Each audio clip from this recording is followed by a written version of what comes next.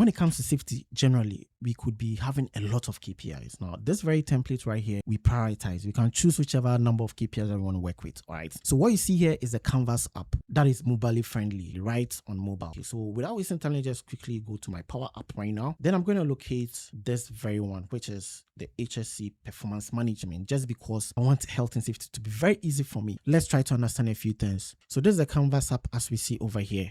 Now this has the back end. So the back end is more of the admin portal. So the admin portal has a lot of things. First and foremost, we can list our categories of KPIs. So when you have a long list of KPIs, about 100 of them, to better analyze them, you want to create categories. So basically we could have about, let's say, about 9 data points. What this means is that we could potentially have 9 dashboards. One dashboard for control of work, one dashboard for behavior-based safety, and so on and so forth. It depends on how you want to build a dashboard. But the most important thing is we need to collect the data in a more structured format using the right systems, right? So we have our list of KPIs over here, and then we also have our KPI configuration. KPI configuration is simply all the KPIs that you are tracking, the various categories of those KPIs. What type of KPIs are those? Leading or lagging indicator, the frequency for reporting, the unit of measure for those KPIs, right? And what is the aggregation method? So this is something that we do right from the onset, okay? Because we need to know all the KPIs we're going to be working with. And this is something you probably have it in Excel sheets, because I've seen it many times. People send me an Excel sheet and they tell me, hey, these are our KPIs. How do we analyze them? But of course, we cannot analyze KPIs if we don't have data. And so even those type of systems, before we can say we want to analyze the data, we need to build a system and structure it nicely so that we can then provide some dummy data in there. And then we could start to,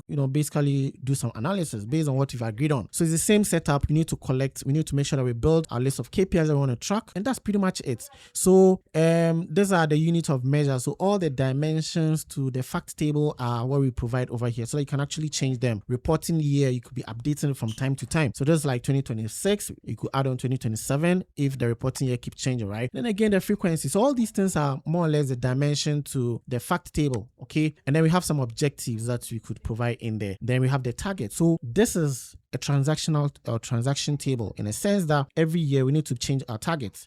Now take note that in the Excel sheet, right? If I go to the Excel, we notice that there's a target source data and then there's the actual source data, okay? Now, when it comes to this type of app, it is not like that. It is structured differently. Okay, so let's look at the back end. It is structured differently. If I just opposing it with this one, you're going to notice that we had a dedicated sheet for targets. And so we are capturing target for all these column headers that are fixed. So you cannot scale down, you cannot scale up just because of how we've built it. And then you can just be changing your target every year for various KPIs. And if you want to probably downsize it to a very small number of KPIs, we probably have to do customization for you where we'll delete it. It's going to affect the pivot tables. We will just fix every one of them or in hash ref error that we're going to experience and you're back on track. But this one rather doesn't need that. You simply have your KPIs that you want to track and then you simply set the target. So the target is just by way of, selecting the KPI itself, the category of the KPI, all right? So the category, and if I choose behavior-based safety, I'm going to see only KPIs that are related to behavior-based safety, right?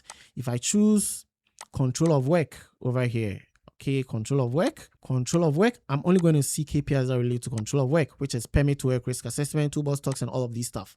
And then we choose our work site. You can choose a work site, which means that we are limiting the target that we are setting to a specific work site, or we leave it blank, which will apply to all work sites. And then we have our target that we set on the value.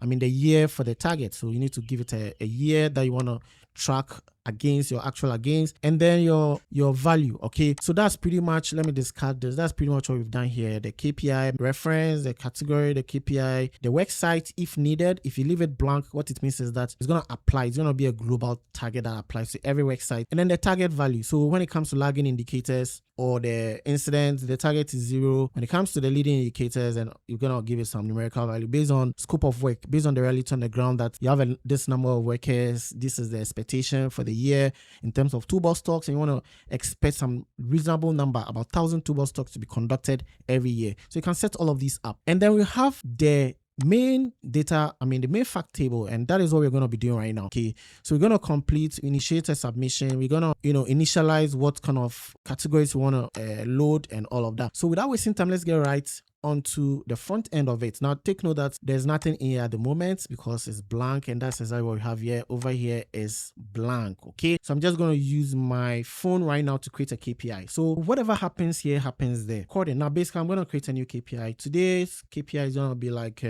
today, which is 22nd of July. Reporting year is okay. So the reporting year did not populate yet, so I'm seeing that there's a hitch somewhere that I need to fix right now. So guess what, I'm gonna fix that right now. This is just to let you know that we got this. Okay, so I'm gonna go to the app back end. So basically what we are doing here is to test it out, and that's why I deleted all the data, and I'm gonna test it out with all of you so that we make sure that this thing that we are building is functional. Okay, so I'm just going to go to the apps right now, and I'm going to locate the HSE performance management. Okay, so that's going to take me to the back end. All right, so those of you who are quite curious, this is how we've been building this template, and let's see what's happening here. Okay, so once that is done, in the next couple of videos is all about data entry. Okay, so all the people who are excited about HSE administration, you find a lot of insights here. The data entry is not just using Excel or using paper or those kind of things, but we are using our mobile or probably the desktop app right within Microsoft Teams. So just wait for this to load. Okay, and it's just taking some time, but that's just what it is. Okay, so right now it has loaded. Okay, so I'm just going to come to this screen. This is the screen, okay, the submission screen. Then reporting is supposed to be updating, so let me just check what is happening, and I'll just play the app for now. Then I'll create new reporting here. Okay, reporting here is showing, but why wasn't it showing on my end? It's showing over here. Okay, so that means that everything sort of works. Let me just publish it. Then I would go back to my phone, or better still, let's work over here. So let's work over here. So this is the Canvas app. I click on this reporting here. There we have it. Reporting is showing, but for some reason it wasn't showing on my phone, so I need to just make sure that it is showing. So let me just see. Reporting here is not showing, so let me just publish it and download it. Maybe I'm using an older version of the app on my phone, so let me just go back here and publish it. So I've published it already. The app works, everything works. So let me just close it. Okay, and let me refresh this. This one is already refreshed. Oh no, hold on, not this one, this one. Okay, let me just refresh it. Now whenever we publish it, definitely there's gonna be like a new version popping up over here. There we have it. A new version of the app is coming.